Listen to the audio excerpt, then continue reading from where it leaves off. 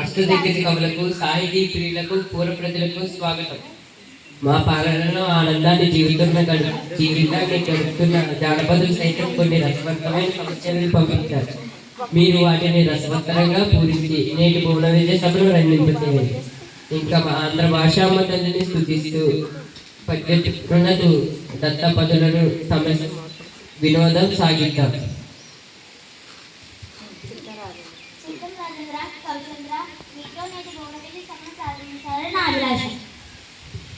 ఆలోచన నిజమే పెద్దల మధ్య, కానీ ప్రభుత్వ గారి ఏలుబడిలో ఎన్నో భాషలు ఉండగా తెలుగు భాషపై ఇంత మక్కువ చూపడానికి గల కారణం ఏమిటో? అదేమిటి సూర్యుని కవి? మందార మకరందాలు జారివాడే తెలుగుని ఇష్టపడిన వారు తెలుగు తేలయంటువారు. తెలుగు తేలయన్న దేశంపు తెలుగు, తెలుగు వల్ల ఉన్న తెలుగు కండ ఎల్ల నిపుల కొలువ నెరుగవే భాషాడి దేశ భాషలందు తెలుగు లెస్స. మరి ఇక్కడి మన తెలుగు భాష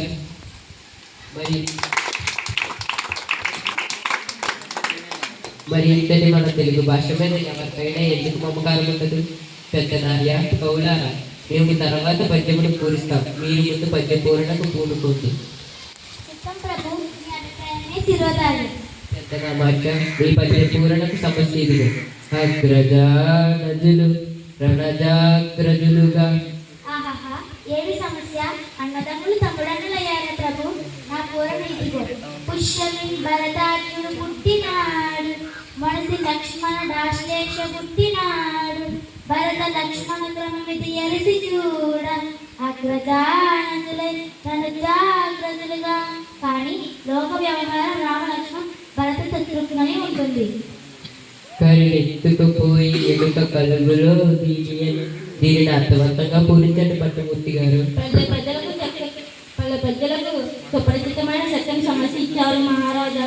కరులు తిరగలెద్దులు చక్కెరతో నరించి యాచ తడబెట్టుడుతో గరిమరెసి వర్తకుండా కరినెత్తుకుపోయి ఎలుక కలుగున తినియన్. ఆహా, ఎంత అద్భుతపూర్ణ! ఎలుక ఏనుగు నెట్టుకొని పోగలదా? ఆ ఏనుగు రంధ్రంలో పట్టున. ఆహాహా, ఏనుగులు, చిలుకలు, ఎద్దులు మొదలైనవి చక్కెరతో చేసిన బొమ్మలు. వ్యాపారి పగలంతా వీటిని అమ్మి సాయంత్రానికి ఎత్తి పెట్టేటప్పుడు ఒక ఏనుగు బొమ్మను మరిచాడని, దానిని ఎలుక రంధ్రంలోకి ఇచ్చుకుపోయిందన్న మీ భావం వీణుల విధిగా ఉంది భట్టుమూర్తి.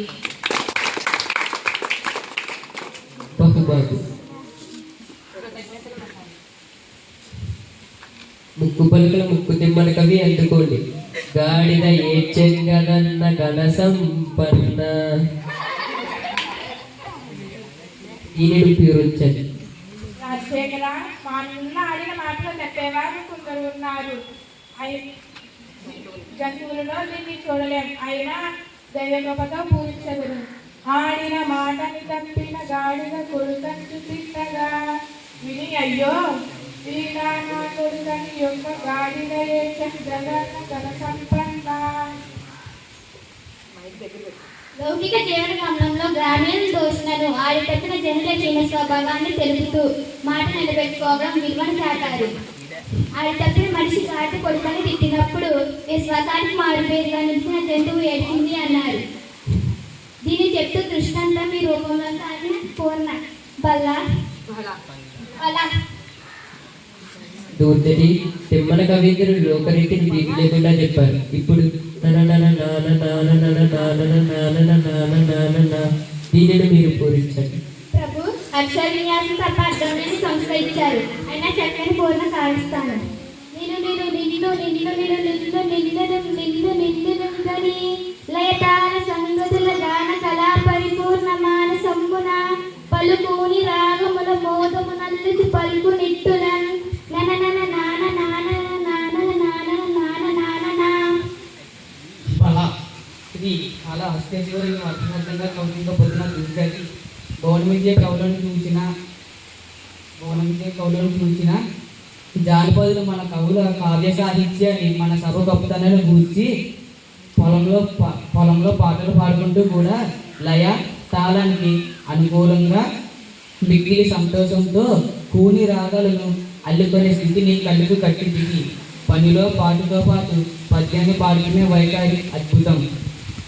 అవునవును, జానపదుల సొత్తు జానపదం, సత్యం చెప్పారు.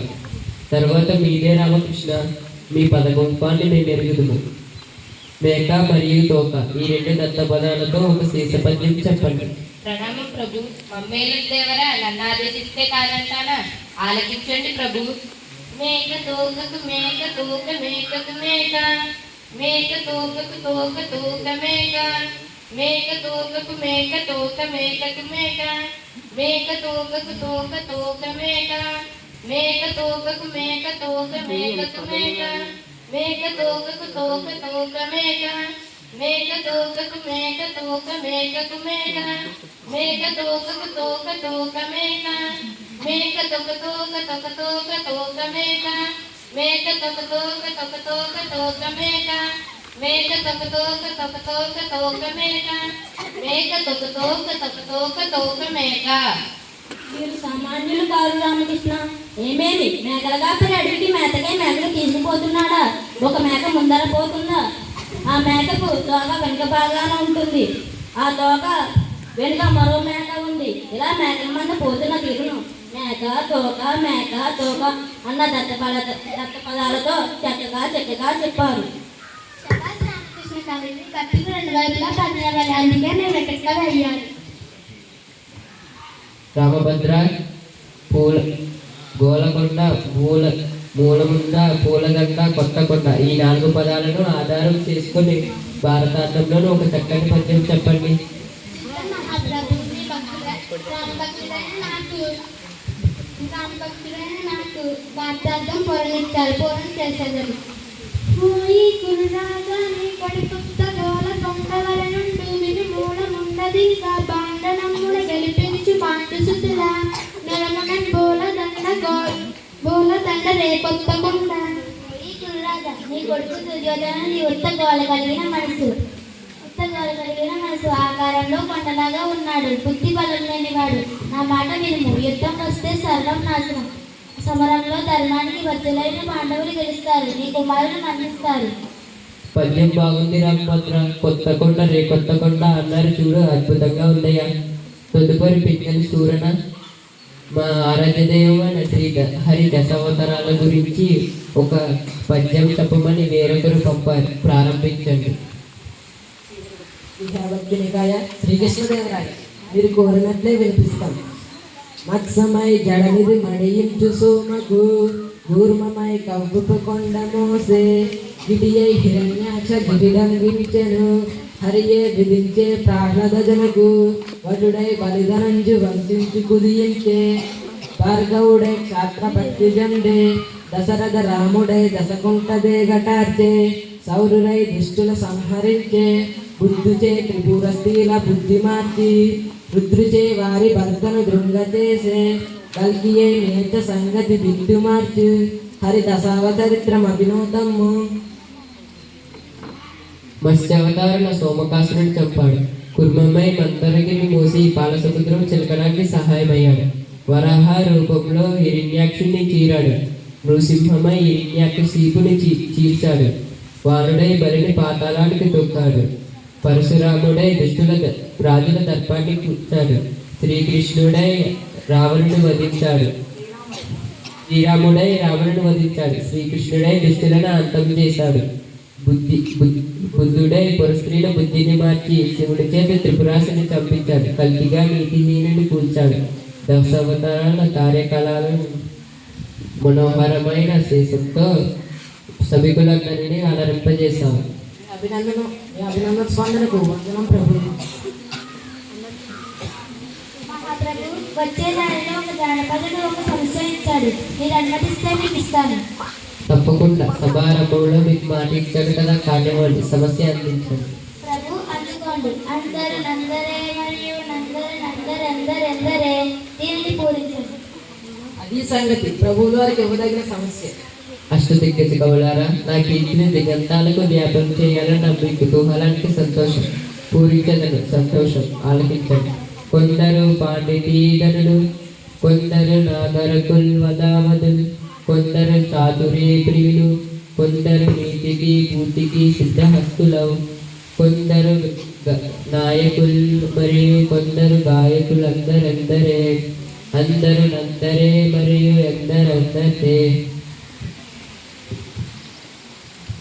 సభలోని కొందరు పాండిత్యమే ధనంగా కలవారు, ఇంకొందరు నాయకులు, మరికొందరు ప్రవక్తలు, మరికొందరు చాతుర్యాన్ని ఇష్టపడేవారు, నీతికి సంపదకు నిలయమైన వారు ఇంకొందరు నేతలు మరియు గాయకులు.